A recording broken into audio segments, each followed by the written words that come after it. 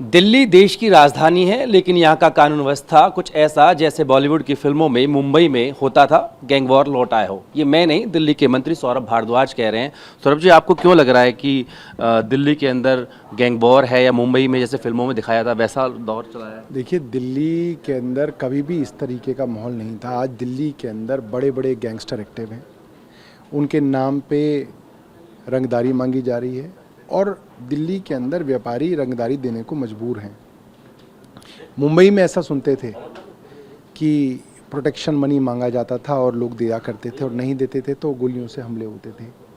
कल 24 घंटे के अंदर दिल्ली के अंदर 3 घटनाएं हुई जहां पे बाकायदा एक बड़े गैंगस्टर के नाम से 5 करोड़ 3 करोड़ रुपए की रंगदारी मांगी जा रही थी। एक जगह गोल्डी बरार का नाम आ रहा है, एक जगह किसी भाऊ का नाम आ रहा है, एक जगह किसी दीपक बॉक्सर का नाम आ रहा है। नारायणा के अंदर शोरूम पे हमला किया जाता है, फिरौती मांगी जाती है। नांगलोई के अंदर एक मशहूर स्वीट शॉप के ऊपर हमला किया जाता है, फिरौती के लिए पर्ची फेंकी जाती है। महिपालपुर के अंदर एक होटेलियर के पास एक्सटॉर्शन की कॉल्स आ रही थी, उन्होंने नहीं दिया, उनके यहाँ हमला हुआ। सुबह मतलब देर रात 2:45 बजे हमला हुआ।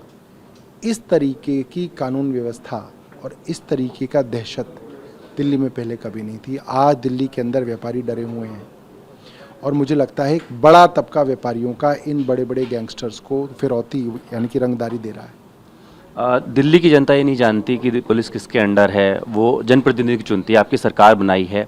अब सुरक्षा के लिए वो सरकार की तरफ देख रहे हैं, आप उनको क्या कहेंगे और क्या आश्वस्त करेंगे? देखिए, दिल्ली के लोग इस बात को जानते हैं कि दिल्ली की जो कानून व्यवस्था है, दिल्ली की जो पुलिस है, वो सीधे तौर पे केंद्र सरकार के और उनके एलजी के अधीन आती है।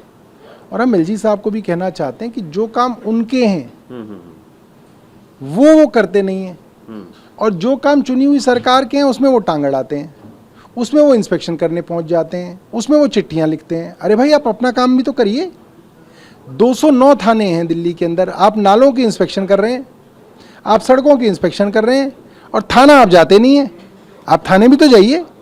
जिस नांगलोई के अंदर दुकान पे हमला हुआ वहाँ जाइए, जिसके गुलाबी बाग के अंदर 4.25 करोड़ रुपए का सोना लूट गया उससे जाके मिलिए। नारायणा शोरूम में जहाँ पे हमला हुआ है वहाँ पे जाइए। वो काम करना चाहिए, एलजी साहब को अपना काम भी कुछ करना चाहिए।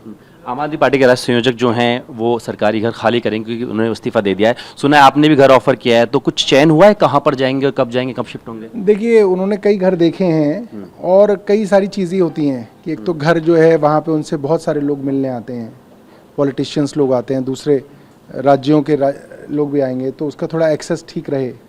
फिर क्या है कि कई सारी चीज़ें से उनके माँ बाप हैं, वो सीढ़ियाँ नहीं चढ़ सकते, माँ बाप के साथ रहते हैं और दोनों बहुत वृद्ध हैं।